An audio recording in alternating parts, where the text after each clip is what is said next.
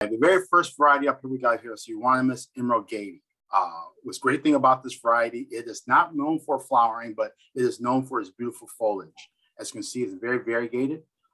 It's very good for using for low maintenance areas. You want to use this in areas like your park, department development, stores. The great thing about this variety is one of the ones we'll basically can ship out at the very beginning of the season. Jeff will probably do a light trim of these, just to cut off the long shooters and everything like that, but it will be nice, short, and compact. And we got some good numbers of this variety still available. Next picture, please. Those usually occurs first part of April, so the first 2 weeks when you'd see that light trim. And like David said, it'll just take the long shoots off to tighten them up. Now this is the Euonymus, what? This is the Euonymus moon shadow. This is the other Euonymus. It's very nice. This is a nice, beautiful crop, short and compact. And like I said, a great thing about this variety, it's also known for a sort of cascading effect.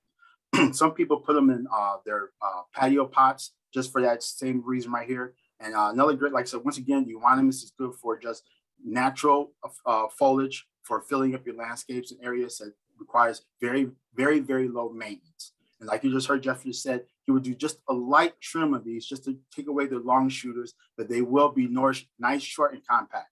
The crop we had last year was planted like in the early summer. It gave it plenty of time for this to be rooted and ready to go.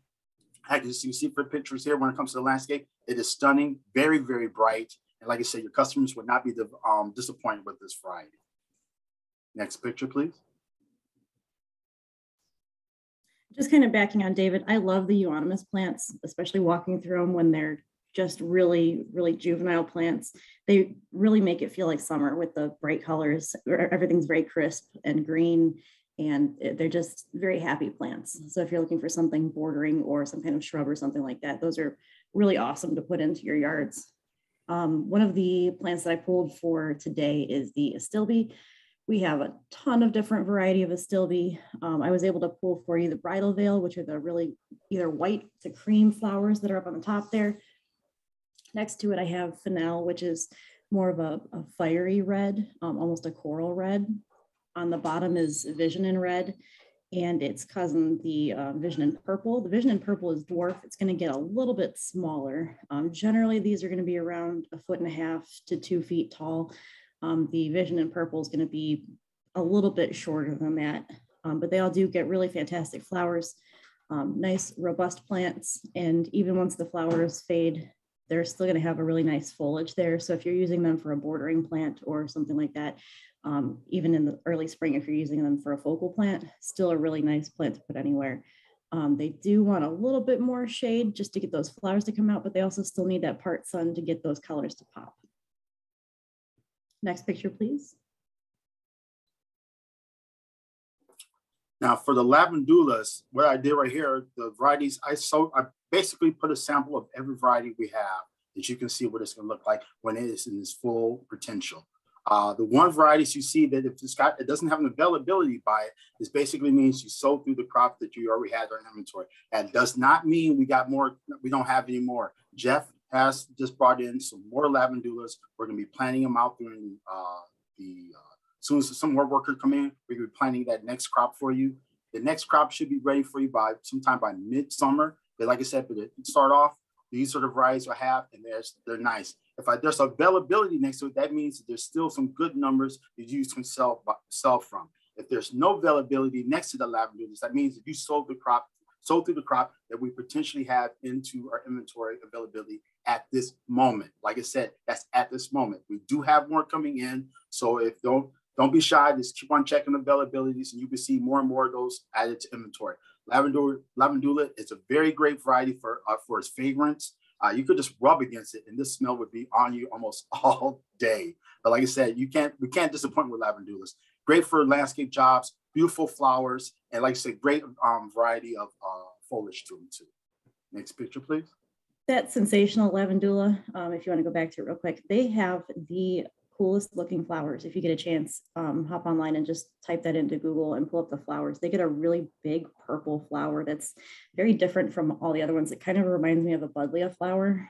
But like David was saying, all the lavandula are so different. And a lot of people use them for essential oils or for cut flowers, that kind of thing too. But they are each, they even smell different. So lavandula is really cool. And next picture, please. All right, we have some phlox here. We have the bubblegum pink. They get a really nice flower. These are going to get a little bit taller, 22 to 24 inches, or 22 inches high, 24 inches wide. So keeping with that similar height and similar spread, you're going to get clusters of flowers on these, which are different from the creeping phlox. So you have a really nice bright pink on that bubblegum. And then the coral cream drop, we still have decent numbers of. That's at the bottom there. Similar looking flower, just different color. These are going to be a little bit more on the peachy side almost, but they are the coral cream drop, and decent numbers available in both of these still. Like I said, these two varieties, we have, like Caitlin said, we still have some good numbers on these. The other varieties, we sold through those, but we will be adding more on as the season progresses. If right now, if you still have a shortage and your customer wants some phlox, choose these two varieties right here. They're, like I said, beautiful varieties. Like Caitlin said, we still got some good numbers on these available. First up is a Syringa Bloomerang. These are not the dark purples. We do have plenty of these available, and more will be coming on probably summertime? Early summer. We'll be moving the rest of them in. Great plant, fragrant, the flowers. They do come back after you give them a light trim, so they can bloom all year long if you would like them to. But pretty typical 3 foot by 3 foot, can't go wrong, pretty much bulletproof plant. Next up is the Syringa Miss Kim. The way you can tell the difference between all the different lilacs is by looking at the leaves. Some of them are going to be wider, some of them are going to be long and narrow, and some of them are a little fatter with like a little heart shape almost to it. So that's one way to differentiate between the 3 different varieties that we typically have. These put on a white flower. Do get a little bit taller than what the bloomerangs will, so you can keep them trimmed back to whatever size you would like to. If you let them go natural, they can get up to 8-9 feet, as tall as wide. And last up is the Prunus or the sand cherries. I know we have a whole bunch of 3 gallons out there available. These will put on a bloom really early in the spring, possibly the first ones over at Long Road, aren't they? They put off a white, sometimes a pink looking flower, and then it'll come out with the nice red foliage. So you do get the advantage of the flower plus the foliage, and then obviously in the fall, those will turn. So for the most part, you get attributes all year round that make these things look gorgeous.